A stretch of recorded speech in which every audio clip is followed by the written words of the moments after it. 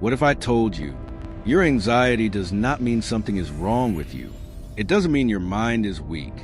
It doesn't mean you are broken or defective or not like other people. What if anxiety works exactly like a black hole? The more you fight it, the stronger it pulls you in. Because anxiety is not simply stress or fear. It is your brain trying, sometimes a little too hard, to protect you, predict danger, and keep you alive. It is energy with nowhere to go, attention with nothing to land on, thoughts with too much gravity. And when you try to push it away, erase it, silence it, or outrun it, you're actually feeding it. Black holes don't chase planets. They don't run after stars. They simply sit at the center with immense gravity, and anything that struggles against that gravity falls in faster. Anxiety behaves the same way. The more you say, this shouldn't be happening, the more your brain panics. The more you say, I must stop this feeling immediately, the louder the feeling becomes. You are not weak. You are caught in a loop. And almost everything you've been taught about anxiety is backwards. You are told to calm down, to think positive, to stop worrying, to be strong, to control your thoughts. But anxiety is not a computer program you switch off. It is a force of attention and sensation. And attention grows wherever you aim it. Stay with me. Because once you understand what anxiety really is, how it forms, why it grips you, and why resisting it strengthens it, something powerful happens. You stop seeing anxiety as an enemy and start seeing it as a misunderstood signal from a powerful mind. From this moment on, your relationship with anxiety will never be the same again. Most people believe anxiety is an enemy, a flaw in their personality, a defect that needs to be eliminated, suppressed, escaped, or fought into silence. So when anxiety shows up, you do what almost everyone does. You tense your body, like bracing for an invisible impact. You try to think positively, even while your mind keeps flooding you with worst-case scenarios. You argue with your own thoughts, debating them as if they're strangers you must defeat. You distract yourself with screens, noise, food, or endless scrolling. You run from situations that make your chest tighten. You avoid people, places, conversations, and experiences that might trigger that familiar wave. It feels logical. If something feels bad, get rid of it. But here's the paradox that nobody warns you about. Every time you try to escape anxiety, it comes back stronger. You push it away and it returns louder. You silence it and it finds a new form. You avoid one situation and your world slowly becomes smaller as your list of unsafe situations grows. Anxiety begins to follow you into rooms where it never existed before. It grows roots. It becomes the center of your decisions, your habits, your relationships, your limits. Until one day, it feels like your life is organized around fear. This isn't happening because you are weak. It is not happening because you are broken or overly sensitive. It happens because anxiety follows the same fundamental principle that governs black holes. What you resist gains gravity. The more emotional energy, attention, fear, and avoidance you feed into anxiety, the denser it becomes in your mind. And the denser it becomes, the stronger the pull. Turning thoughts into orbits, worries into planets circling the same center. You aren't failing. You're just fighting a force that doesn't disappear when you push against it. It strengthens that a black hole is not a monster hiding somewhere in space waiting to attack. It is not an alien force sent to destroy the universe. A black hole is simply a collapsed star, something that once burned bright, radiated light, and gave warmth to everything around it, but eventually compressed into something incredibly dense. Its gravity becomes so powerful that anything that wanders too close, light, matter, planets, even entire stars, gets pulled in and cannot escape. And here's the part most people miss. A black hole does not chase anything. It does not run after planets.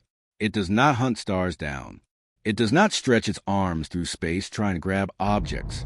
Things fall into it naturally because the gravitational field around it becomes so strong that escape feels almost impossible.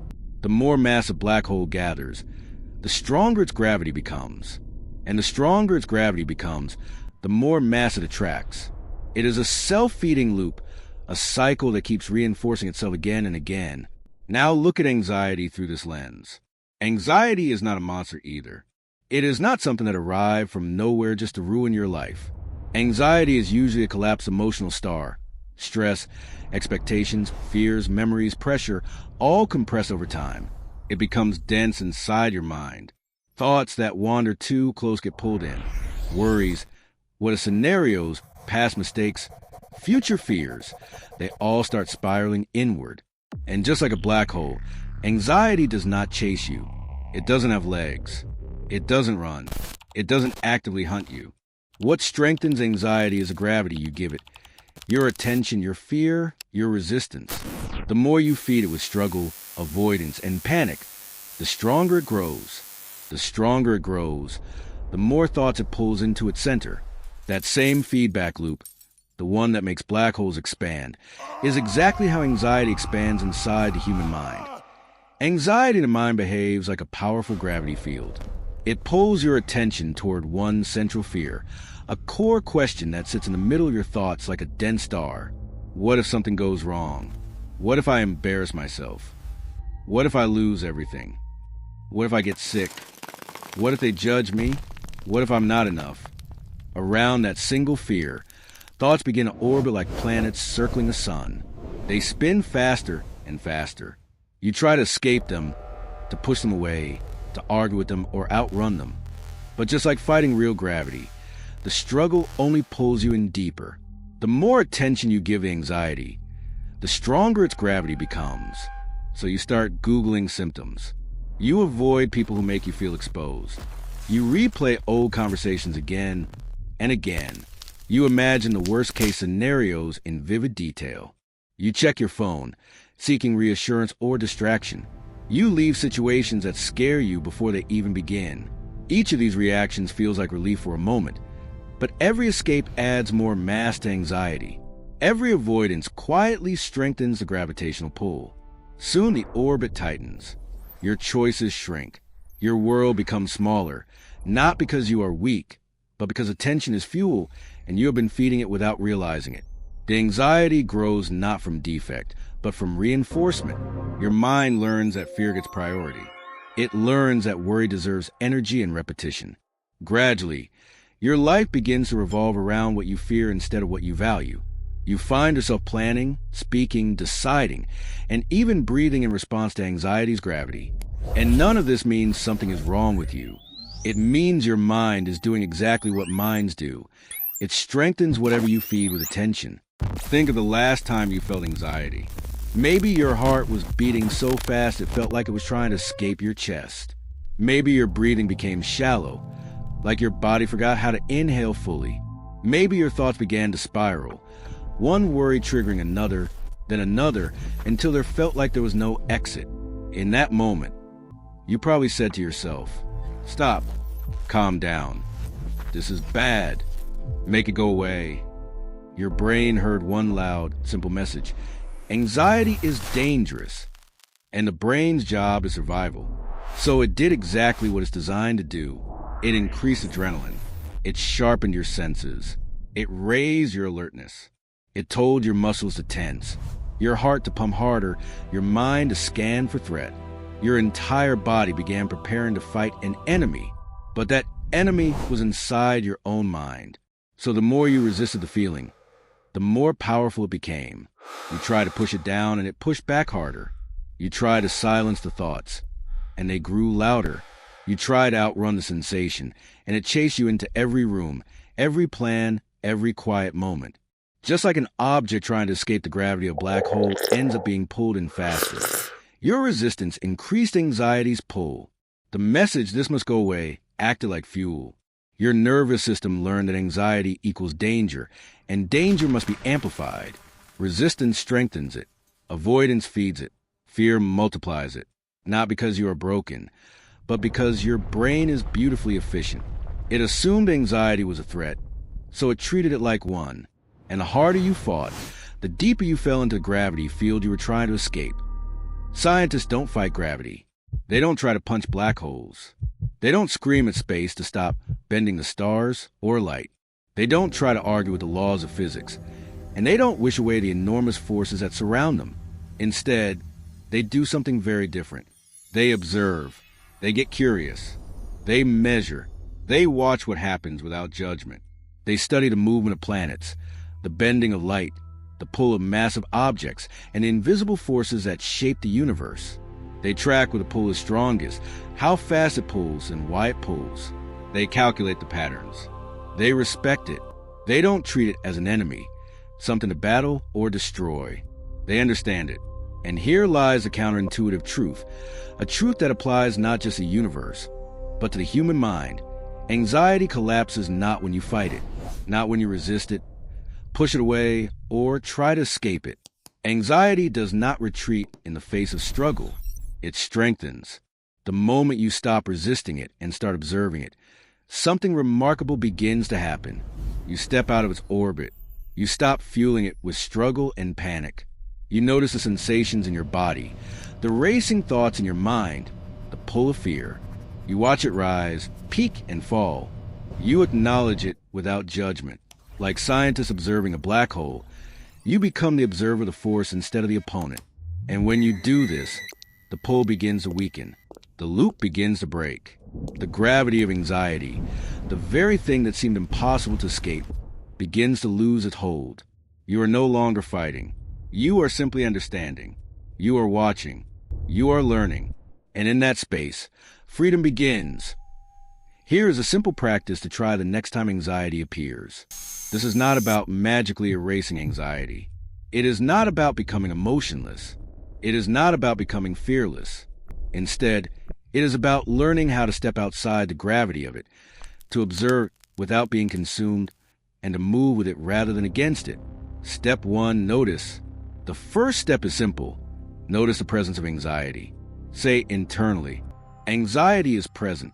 Not, I am dying. I am weak. I am failing. Notice it without judgment. Acknowledge it. Name it as a phenomenon, not as a character flaw. Simply, this is anxiety. Step 2, name. Next, give it a label. This makes it tangible, observable, and separate from your identity. This is social anxiety. This is health anxiety. This is panic. This is uncertainty. Naming turns chaos into something your mind can study. Suddenly, it becomes a force to examine, not a monster to fight. Step 3, observe. Ask yourself, where do I feel in my body? Is it in your chest? Your stomach? Your jaw? Your shoulders? Don't try to fix it. Don't tense or push away. Simply observe, like a scientist documenting an experiment. Notice the rise, the intensity, the rhythm. Step 4, allow. Say to yourself, it's okay that this is here. Allow the sensation to rise, reach its peak, and naturally fall. Every emotion in the human body follows this cycle. Anxiety only becomes permanent when we keep feeding it energy. Step 5, redirect attention with one small action. Finally, take one small physical action. Not a life change, not a motivational speech. Something simple. Drink water, stand up, breathe, slowly wash your faces, and a short message take a small step toward what you feared. Not escape, not avoidance. Movement. You are teaching your brain. Anxiety is uncomfortable, but it is not danger. And in that small shift, the gravity begins to loosen. Black holes are not monsters. They are not lurking threats in the universe. They are collapsed stars. Stars that once burned unimaginably bright, radiating light and energy across the cosmos, only to compress into a force of incredible density. Their power is immense, but is not evil. It is simply a natural consequence of what they were and what they became. In the same way, your anxiety is not proof that you are broken. It is not evidence that you are weak, flawed, or incapable. It is evidence that there is enormous energy inside you, energy that has not yet learned where to shine, how to move, how to be directed. That energy is not your enemy. It is your raw potential, waiting to be understood. You do not need to destroy anxiety. You do not need to fight it until it disappears. What you need is curiosity, observation, acceptance. Turn toward it. Watch it. Let it exist. Let it rise and let it fall. Let it pass. You are not a damaged person. You're not defined by fear or tension or racing thoughts. You are a universe, complex, powerful, and still learning how to organize itself. And this is only the beginning of exploring your inner universe. Every journey starts with observation. Every universe begins with awareness. And now yours begins.